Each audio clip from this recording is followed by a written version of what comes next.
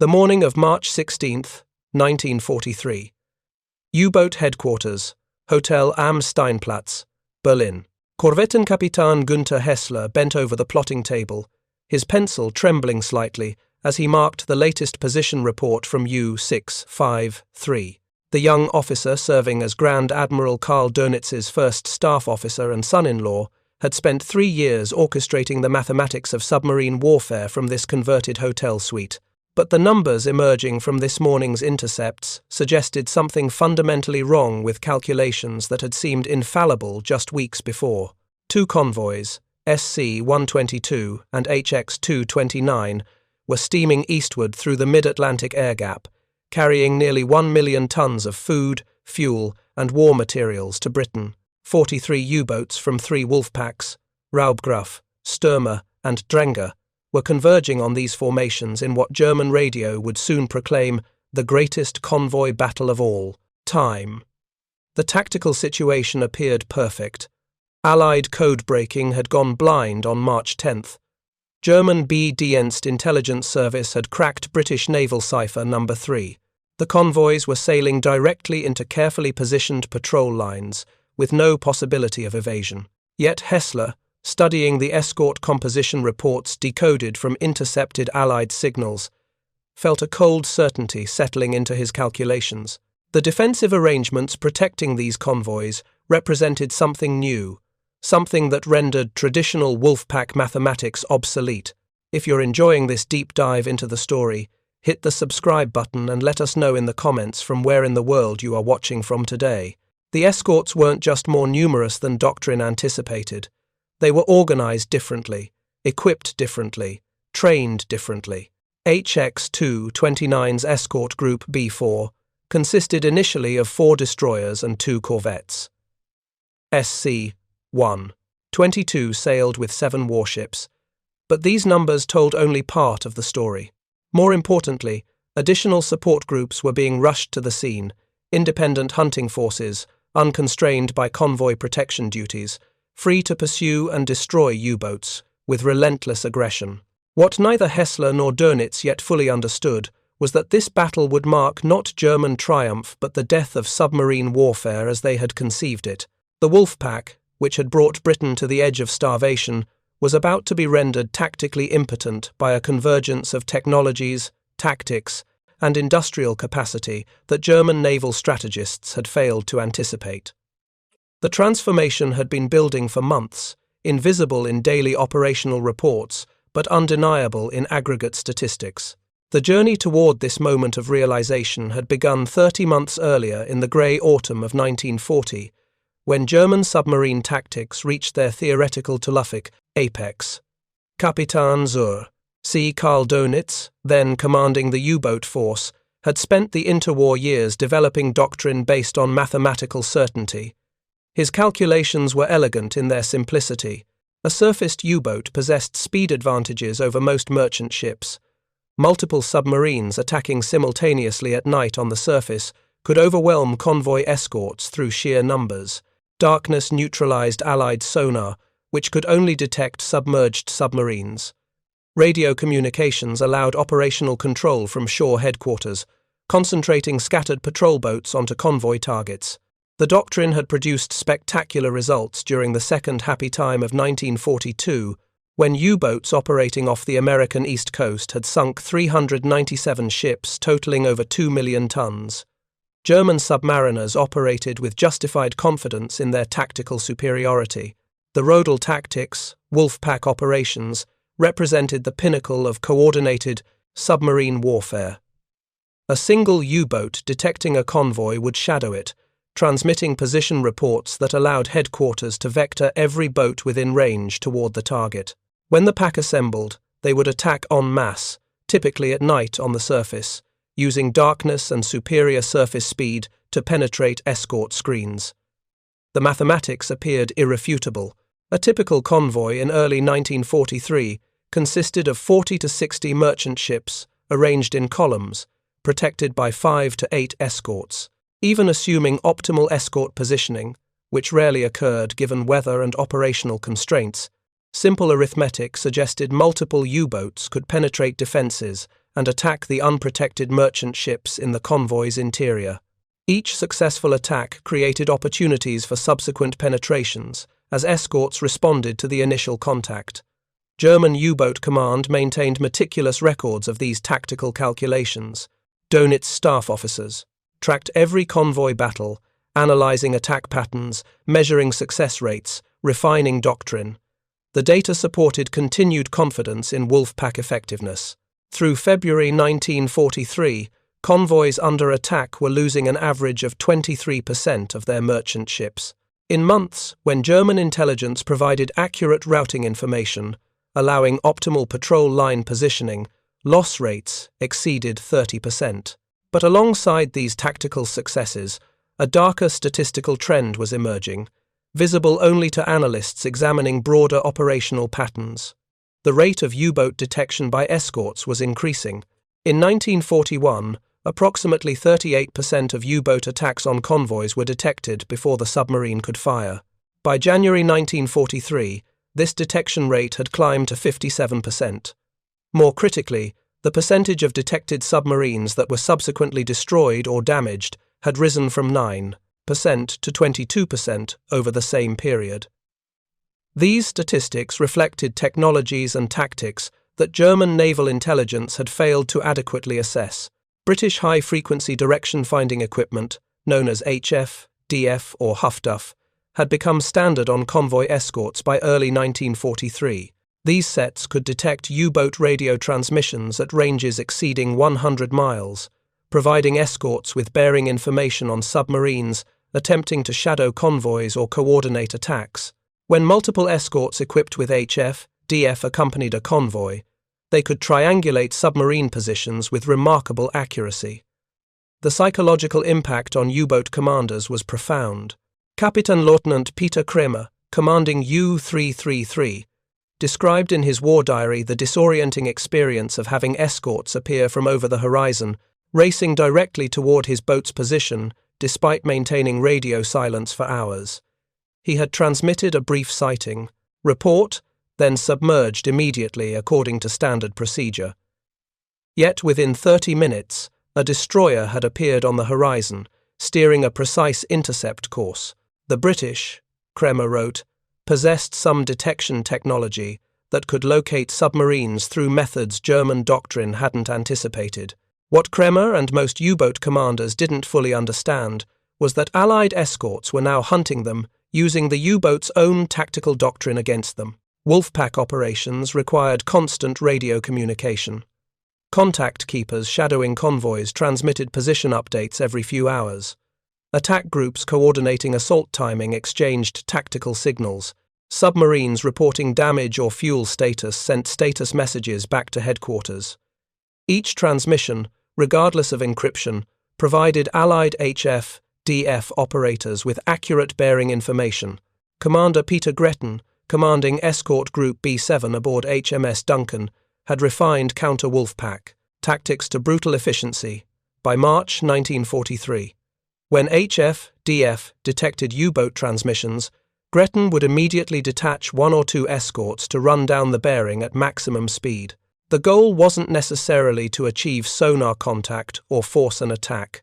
Simply compelling the U-boat to dive disrupted its ability to shadow the convoy, broke the contact chain necessary for coordinating pack attacks, and imposed battery depletion that limited subsequent operational flexibility.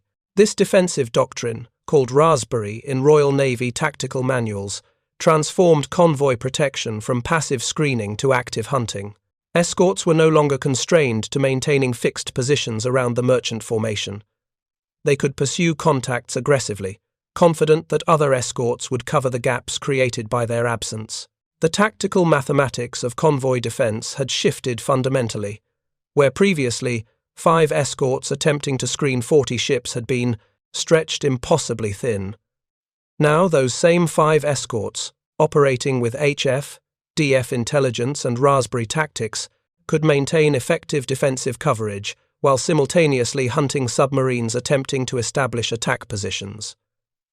German tactical doctrine had no effective counter to this development. U-boat commanders attempting to shadow convoys found themselves perpetually harassed by escorts appearing with inexplicable precision. Maintaining contact long enough to vector additional submarines to the convoy's position became increasingly difficult. The fundamental prerequisite for Wolfpack operations, persistent shadowing by contact keeper submarines, was being systematically denied through technology German boats couldn't detect and tactics German doctrine hadn't anticipated. Parallel developments in radar technology were imposing similar constraints on surface operations. British centimetric radar, operating at 10 centimetre wavelengths, had been deployed on Convoy Escorts throughout late 1942. These sets could detect surfaced U-boats at ranges exceeding 4 miles in good conditions, providing escorts with accurate targeting information for night surface attacks. More critically, centimetric radar operated at frequencies that German METOX radar detectors couldn't sense. U-boat commanders who had relied on METOX warnings to dive before aircraft or surface ships approached were now being caught on the surface with no warning. Kapitän-Leutnant Siegfried von Forstner, commanding U-402, experienced this technological shift during a February 1943 patrol. His boat had been transiting on the surface at night, standard procedure for battery charging and position advancement. METOX remained silent. The first indication of danger came when starshells suddenly illuminated the ocean around him, fired from a destroyer that had approached to within 1,200 yards undetected. Von Forstner crash-dived successfully, but the encounter shattered his confidence in German detection equipment. The British, he reported to headquarters, possessed radar that his METOX couldn't detect. U-boat command received dozens of similar reports throughout early 1943. The tactical implications were severe. If U-boats couldn't reliably detect approaching escorts, surface operations near convoys became exponentially more dangerous. But Wolfpack doctrine required surfaced operations. Submerged U-boats possessed insufficient speed to overtake convoys, insufficient battery endurance to maintain prolonged shadowing, and insufficient range to coordinate multi-boat attacks. The entire tactical system depended on submarines operating surfaced, using their diesel engines for speed and endurance. The mathematical certainty that had underpinned German submarine doctrine was fracturing under technological developments that rendered core tactical assumptions invalid. Yet through February and into early March 1943, these fractures remained individual data points, troubling but not yet recognized as systemic failure. Convoy losses remained high. U-boat production continued to exceed operational losses. The statistical exchange rate still favored Germany. Dönitz and his staff officers maintained confidence that tactical adjustments, improved detection equipment, and increased submarine numbers would restore operational effectiveness. The battle for convoys, HX-229 and SC-122, would shatter this confidence utterly, not through a single catastrophic defeat, but through the cumulative revelation that Allied defences had evolved beyond German capacity to overcome. The 43 U-boats converging on these formations represented the largest concentration of submarine force yet assembled for a convoy battle. The tactical situation appeared optimal. Intelligence was excellent. Weather conditions favoured surface operations. The convoys were sailing through the mid-Atlantic air gap, beyond range of land-based aircraft, where U-boats had historically achieved their greatest successes. The first sighting report arrived at U-boat headquarters at 1400 hours on March 16. U-653, commanded by Kapitän-Leutnant Gerhard Feiler, had detected convoy HX-229 approximately 600 nautical miles east of Newfoundland. Feiler transmitted standard contact keeper protocols: convoy composition, course, speed, estimated escort strength. Within minutes, Dönitz's operations staff began vectoring the nearest Wolfpack, Raubgraf, toward intercept positions. 10 additional U-boats received orders to proceed at maximum surface speed toward the contact coordinates. The tactical board in Berlin displayed what appeared to be a textbook intercept developing. HX-229, comprising 38 merchant ships in 11 columns, was steaming eastward at approximately 9 knots. Escort Group B4 was providing close protection, 4 destroyers and 2 corvettes, standard defensive strength for a fast convoy. The convoy's course would carry it directly through patrol lines established by Stürmer Group. 18 boats positioned across the mid-Atlantic air gap.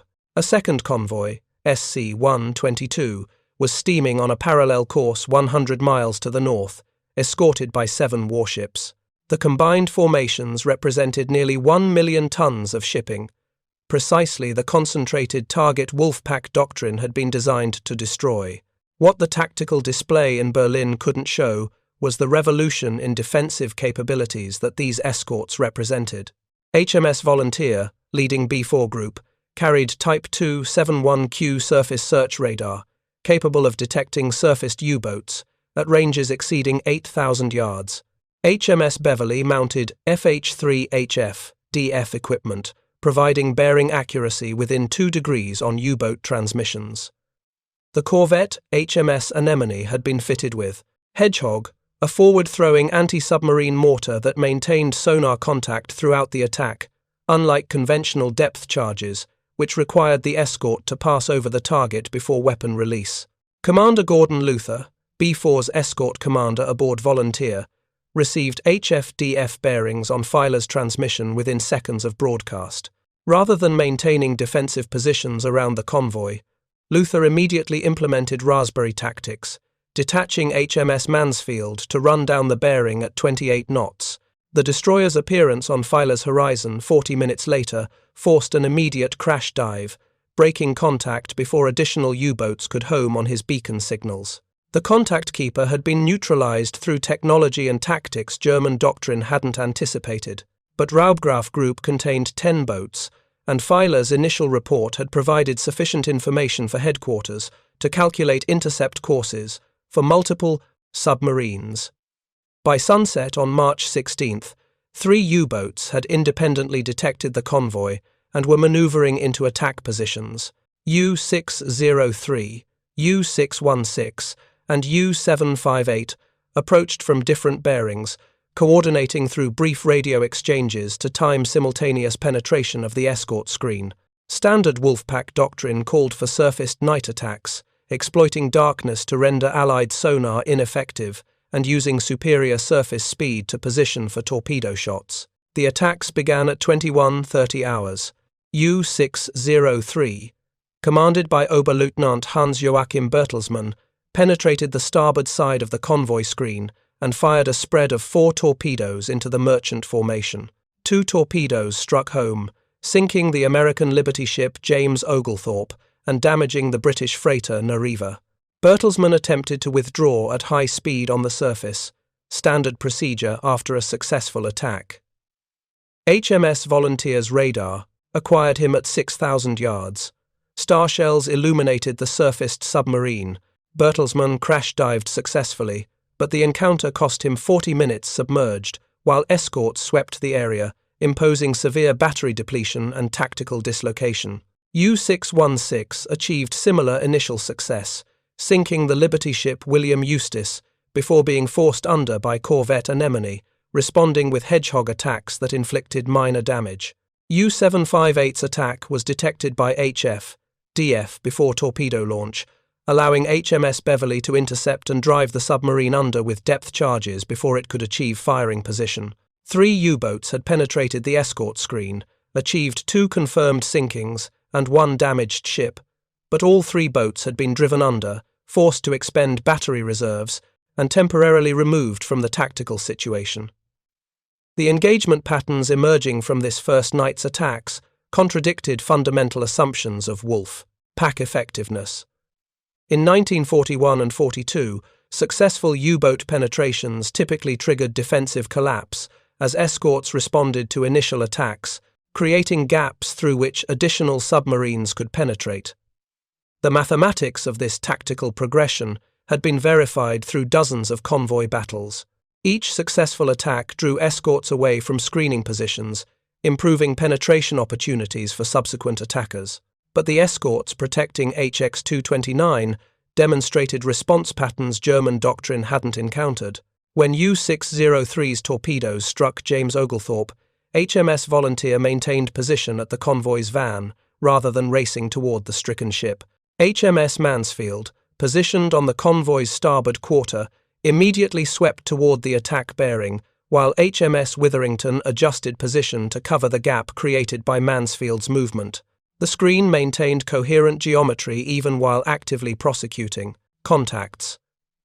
No gaps appeared through which additional U-boats could exploit. This defensive coherence reflected months of intensive training under Admiral Sir Max Horton's Western Approaches Tactical Unit. Escort commanders had practiced coordinated response patterns in tactical games and exercises until reactive movements became instinctive. Each escort understood its responsibilities during various attack scenarios. Radio discipline allowed rapid coordination without compromising security. The result was defensive flexibility that maintained screen integrity while simultaneously hunting attacking submarines. Korvettenkapitän Hessler, tracking the battle's progress from Berlin through decoded situation reports and U-boat contact messages, began recognizing patterns that statistical models hadn't predicted. His calculations had anticipated that 43 U-boats attacking 2 convoys totaling 98 merchant ships would achieve sinking rates comparable to February operations, when similar force ratios had produced 23 to 30% merchant losses. The tactical mathematics appeared straightforward. More U-boats meant more simultaneous penetrations, overwhelming escort defenses through sheer numbers. Yet as the night progressed, situation reports revealed defensive effectiveness that exceeded any previous convoy battle. Multiple U-boats reported being detected and driven under before achieving attack positions. Several boats attempting to shadow the convoy for coordinating follow-up attacks found themselves perpetually harassed by escorts appearing with inexplicable precision. The contact chain necessary for coordinated wolf pack operations was fragmenting under defensive pressure German doctrine couldn't counter. If you find this story engaging, please take a moment to subscribe and enable notifications. It helps us continue producing in-depth content like this. The situation deteriorated further through March 17th. Stürmer Group, 18 boats positioned across the convoy's anticipated track, should have achieved devastating results when HX-229 steamed into their patrol line. Instead, HF-DF detection of position reporting transmissions allowed escorts to vector toward submarine locations before the boats could achieve tactical advantage. U-384 attempted to work ahead of the convoy for daylight submerged attack, but was detected by HMS Volunteers Type 271Q radar while still surfaced at dawn. The subsequent depth charge attack inflicted fatal damage, sending U-384 to the bottom with all 46 hands. Meanwhile, SC-122, steaming 100 miles north of HX-229, encountered elements of Stürmer Group attempting to relocate after HX-229's course change evaded the patrol line. U-338, commanded by Captain Lieutenant Manfred Kinzel, achieved contact with SC-122 on the evening of March 17th. His initial attack sank 4 merchant ships in rapid succession: Kingsbury, King Gruffydd, Alderamin, and Fort Cedar Lake. The tactical situation appeared to validate Wolfpack doctrine. A single U-boat, achieving tactical surprise, had inflicted catastrophic damage on the convoy formation. But SC-122's Escort Group B5, commanded by Commander Richard Boyle aboard HMS Havelock, implemented response patterns that prevented exploitation of this initial success. Rather than concentrating all escorts around the attack area, Boyle detached 2 destroyers to sweep the convoy's flanks, anticipating additional U-boats attempting to penetrate during the confusion following Kinzel's attack. This tactical distribution proved prescient when HMS Swale detected U-631 attempting penetration on the convoy's starboard quarter. The subsequent Hedgehog attack damaged U-631 sufficiently to force withdrawal from the operational area. Through the night of March 17th to 18th, the battle expanded into the largest convoy engagement of the Atlantic campaign. Elements from all 3 Wolfpacks, Raubgraf, Stürmer, and Dränger, were now in contact with both convoys. German headquarters recorded 41 separate U-boats reporting engagement or shadowing duties. The concentrated submarine force that Dönitz had envisioned overwhelming Allied defences through sheer numbers was assembled and attacking. Yet the sinking rate remained far below statistical predictions. By dawn on March 18th, 13 merchant ships had been sunk from HX-229 and 8 from SC-122. 21 ships lost represented significant tactical success by historical standards. German radio broadcasts proclaimed the engagement the greatest convoy battle of all time. Yet the statistical reality visible to Hessler's analysis suggested troubling patterns. 41 U-boats attacking 98 merchant ships protected by approximately 16 escorts should have achieved sinking rates exceeding 30% based on previous operational data. The actual loss rate was barely 21%. More significantly, the resource expenditure required to achieve these sinkings had increased dramatically. U-boats were reporting battery depletion from repeated forced dives. Several boats had sustained damage, requiring withdrawal to French bases. U-384 had been sunk. Multiple submarines reported detection by radar, or HF, DF, before achieving attack positions. The tactical efficiency of Wolfpack operations, measured in merchant tonnage sunk per U-boat patrol day expended, had declined to levels that called into question the entire doctrine's viability. The engagement's conclusion phase demonstrated even more clearly how thoroughly Allied defences had evolved beyond German tactical planning. On March 18th and 19th, as both convoys approached the range limits of land-based aircraft operating from Northern Ireland and Iceland, the tactical situation transformed utterly. Very long-range Liberator bombers began providing air cover to the convoys. The aircraft carried centimetric ASV Mark III radar capable of detecting surfaced U-boats at ranges exceeding 12 miles. They were equipped with depth charges, and their crews had been trained in coordinated air-surface tactics with convoy escorts. The appearance of continuous air cover ended any possibility of sustained Wolfpack operations. U-boats attempting to shadow the convoys on the surface were immediately detected and attacked by patrolling aircraft. Submarines forced to remain submerged lacked the speed to maintain contact with convoys steaming at 9 knots. The contact chain dissolved. By March 20th, Dönitz ordered the Wolfpacks to break off operations. The battle had ended. In Berlin, Hessler compiled the final statistical accounting. 41 U-boats had engaged 2 convoys over 4 days. 21 merchant ships totaling approximately 146,000 tons had been sunk. 1 U-boat had been lost with all hands. Several boats had sustained damage requiring extensive repairs. The exchange rate, measured in merchant tonnage sunk versus U-boat operational resources expended, was less than half of February's average. More critically, 68 merchant ships, 2/3 of the combined convoy total, had reached British ports safely and on schedule. The tactical mathematics that had underpinned German submarine warfare doctrine for 3 years no longer held. Wolfpack operations required conditions that Allied technology and tactics were systematically denying. Surface operations needed freedom from radar detection, which centimetric radar had eliminated. Coordinated attacks required radio communications for positioning updates, which HF, DF, was converting into targeting information for escorts. Penetration of escort screens required gaps in defensive coverage, which trained escort groups, operating with tactical flexibility, were no longer providing. What made this realization particularly devastating for German naval planning was the recognition that these Allied advantages would only intensify. Every intelligence report indicated increasing numbers of escorts entering service from American and British shipyards. Very long-range aircraft were being transferred from other theatres to Atlantic convoy protection duties. Escort carriers, small aircraft carriers designed specifically for convoy defence, were beginning operations that would eliminate the mid-Atlantic air gap entirely. Support groups, independent hunting formations that could reinforce convoy escorts under attack, were being formed and trained. The strategic implications were inescapable. Germany was losing the tonnage war. In March 1943, Allied shipyards had launched more merchant tonnage than U-boats had sunk. The exchange rate was inverting. Where previously German submarines could sink merchant ships faster than Allied yards could replace them, industrial capacity was now overwhelming operational effectiveness. Britain's food and fuel reserves, which had fallen to critically low levels in February, would recover as convoy losses declined. The Atlantic lifeline would remain open.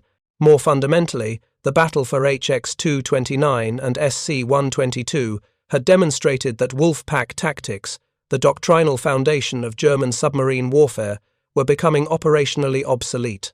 The concentrated submarine forces that doctrine required for overwhelming convoy defences were instead being detected, harassed, and attritioned by defensive systems that German tactical planning had failed to anticipate.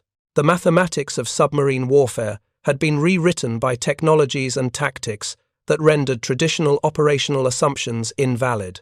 Dönitz, promoted to Commander-in-Chief of the Kriegsmarine in January 1943 while retaining direct control of U-boat operations, faced a strategic dilemma without acceptable solution. Withdrawing U-boats from the Atlantic would surrender Britain's supply line without forcing the Allies to expend resources defending it. Continuing operations under current tactical conditions would result in U-boat losses exceeding replacement rates, leading inexorably to forced destruction. Developing new technologies or tactics to counter Allied advantages would require time Germany didn't possess and industrial resources already stretched beyond capacity. The recognition that German submarine warfare had reached strategic dead end came gradually through April and early May 1943, as subsequent convoy battles produced increasingly unfavourable exchange rates. Convoy ONS-5, departing Britain on April 21st, was attacked by over 40 U-boats from Wolfpack's Star and Amsel. The Escorts, reinforced by support groups rushing to the convoy's aid, sank 6 U-boats, while losing 13. Merchant ships. The ratio of U-boats lost to merchant ships sunk had inverted catastrophically. Part 3 of the script. Final section.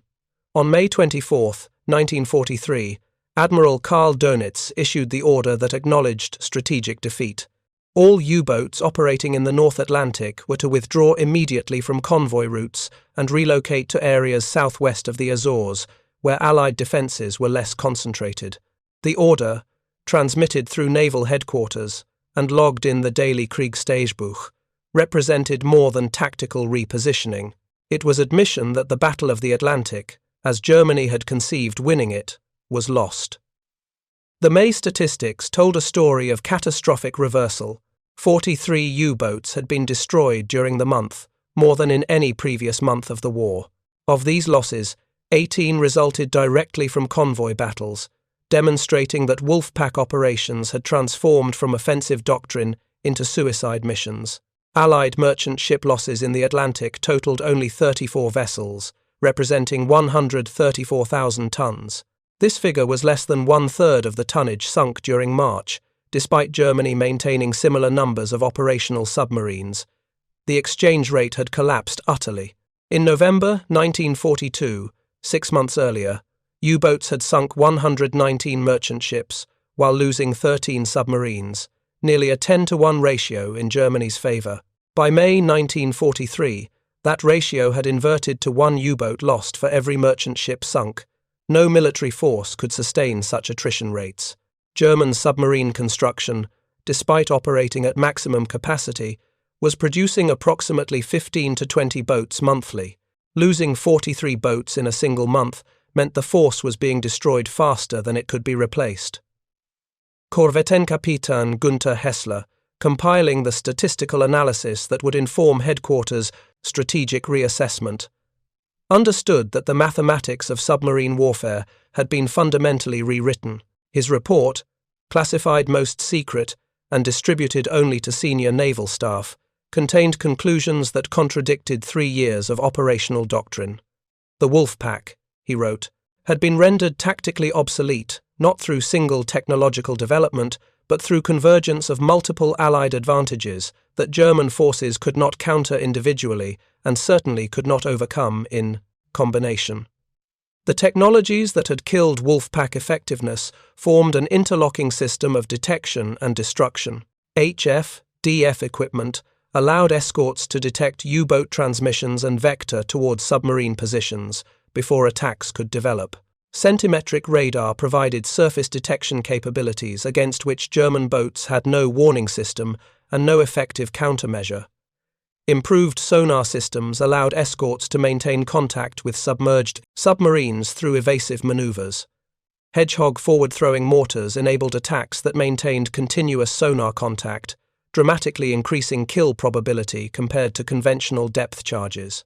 But technology alone couldn't explain the defensive effectiveness Allied escorts had achieved. Hessler's analysis emphasized tactical developments that had transformed convoy protection from passive screening to active hunting. Support groups, independent formations that could reinforce convoys under attack, removed the mathematical constraint that had previously limited escort effectiveness. Where convoy battles in 1941 and 42 had been decided by numerical ratios of submarines versus escorts, directly assigned to convoy protection, support groups could rapidly concentrate overwhelming force against wolf packs attempting coordinated attacks. The tactical implications were profound. Traditional wolf pack doctrine assumed that once a convoy was located, U-boat headquarters could concentrate available submarines faster than Allied forces could reinforce the escort. This assumption had held true when escorts were constrained to fixed assignments, protecting specific convoys. But support groups, operating independently and directed by shore-based headquarters using intelligence from HF, DF networks, and decrypted German communications, could reach threatened convoys before concentrated U-boat attacks developed.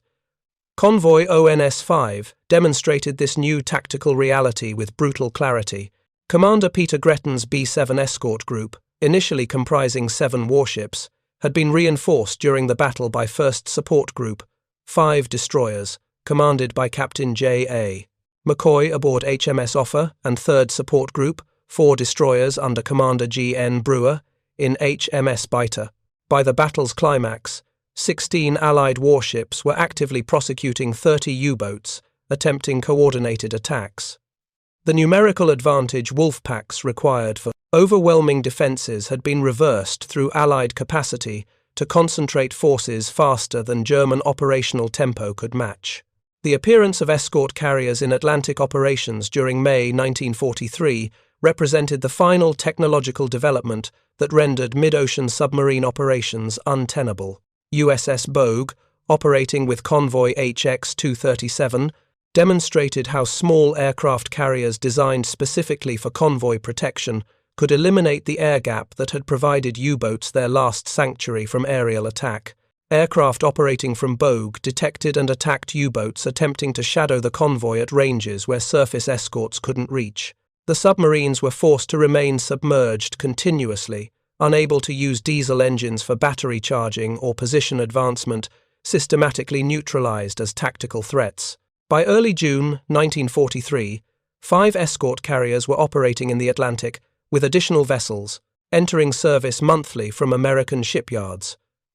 German submarine commanders filing patrol reports described operational conditions that made sustained convoy attacks impossible. Continuous air coverage forced boats to remain submerged for days at a time, depleting batteries to levels that prevented rapid surfacing even in emergencies. Attempts to surface for battery charging were immediately detected by airborne radar and attacked. The fundamental requirement for submarine operations, freedom to surface periodically for battery charging and position advancement, had been denied through technologies against which U-boats possessed no effective countermeasure.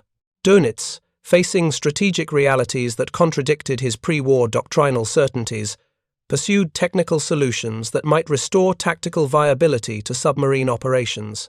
The Schnorchel, a breathing apparatus that allowed diesel engine operation while submerged at periscope depth, began installation on operational boats during summer 1943.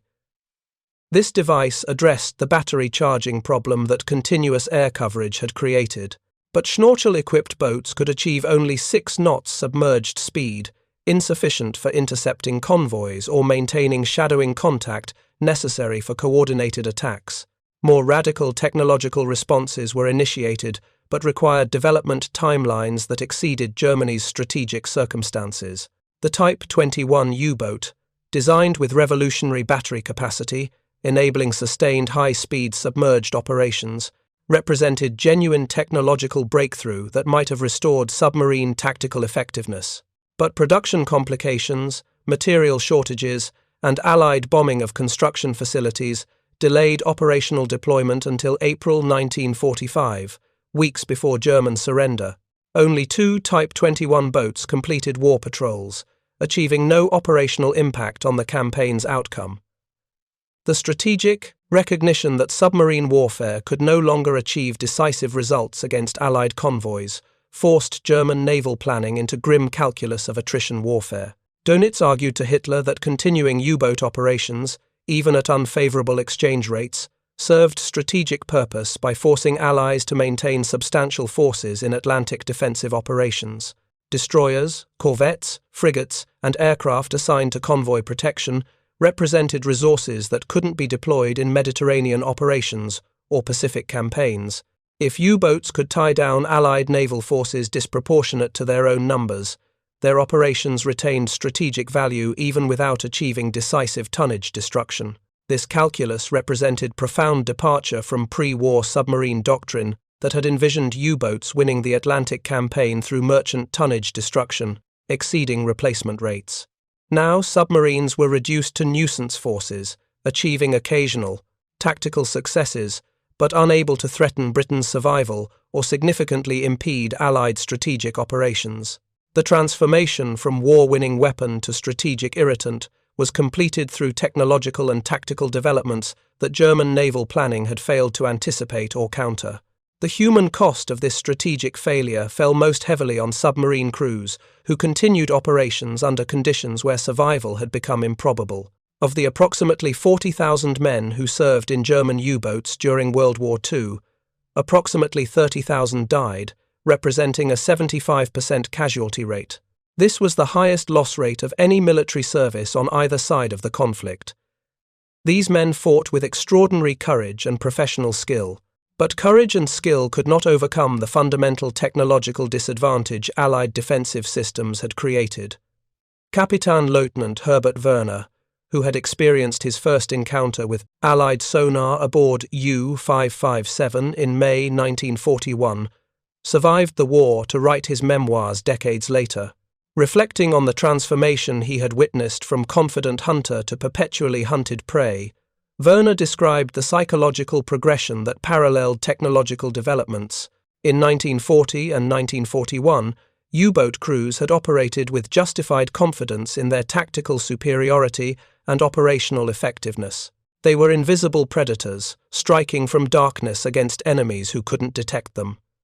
By 1943, Werner wrote, "Every patrol became exercise in sustained terror.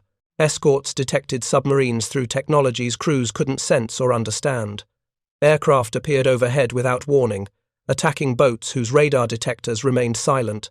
Attempts to shadow convoys brought immediate response from destroyers racing towards submarine positions with inexplicable precision."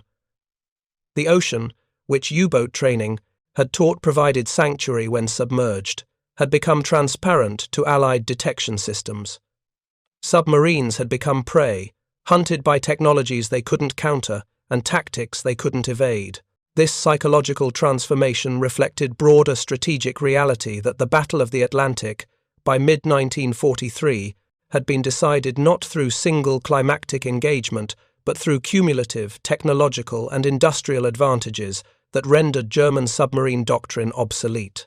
The battle for convoys HX-229 and SC-122 had represented the moment when this strategic transformation became undeniable, when the statistical evidence and tactical patterns combined to prove that wolf packs could no longer achieve the concentration and coordination necessary for overwhelming convoy defenses.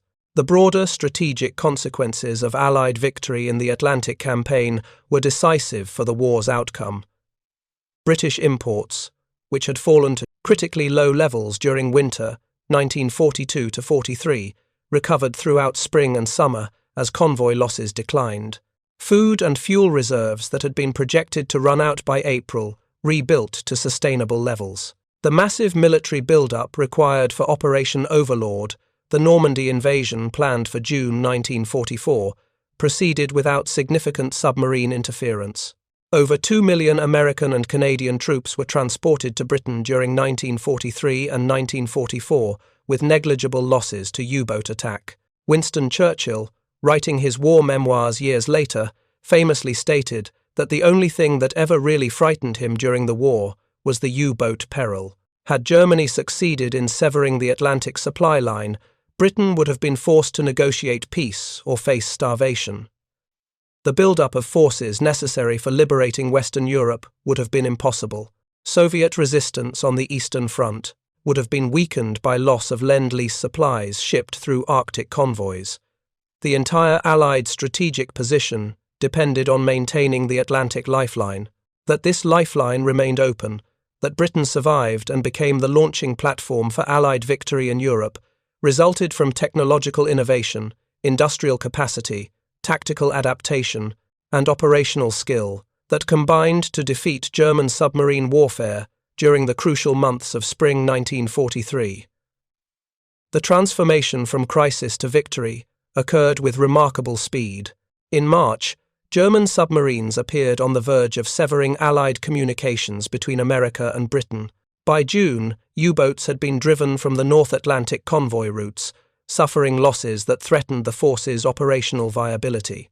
The battle for HX-229 and SC-122, proclaimed by German radio as the greatest convoy battle of all time, proved instead to be the battle that demonstrated Wolfpack tactics had been rendered obsolete by Allied defensive systems. The 43 U-boats that participated in the engagement represented the largest submarine concentration yet assembled for convoy attack.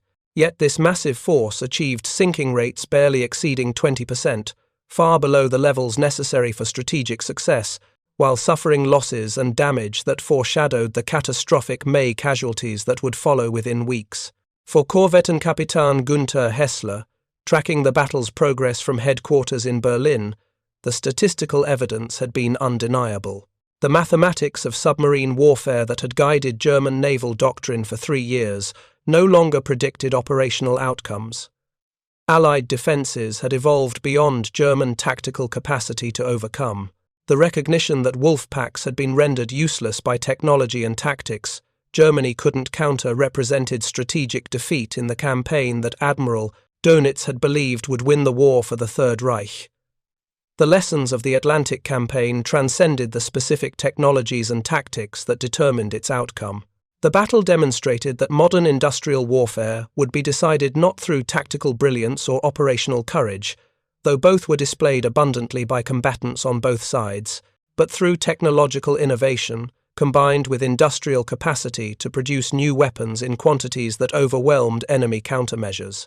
Allied victory resulted from systematic application of scientific research, rapid translation of laboratory developments into operational equipment, and industrial capacity to manufacture new technologies at scales Germany couldn't match. The cavity magnetron that powered centimetric radar, invented at Birmingham University in 1939 and mass-produced in American and British factories by thousands of units, represented precisely this intersection of scientific payset, innovation, and industrial capacity.